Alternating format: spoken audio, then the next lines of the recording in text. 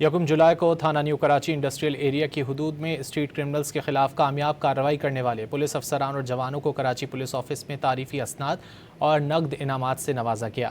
Additional I جی کراچی آزاد خان نے شاہین force کے جوانوں کو انعامات دیے۔ ترجمان کراچی پولیس کے مطابق پولیس مقابلے کے دوران 2 خطرناک ڈاکو ہلاک ہوئے تھے۔ ایڈیشنل آئی جی کراچی نے کہا کہ کراچی پولیس شہریوں کے جان و مال کے تحفظ اور جرائم پیشہ عناصر کے خلاف بلا امتیاز کارروائیاں جاری رکھے گی۔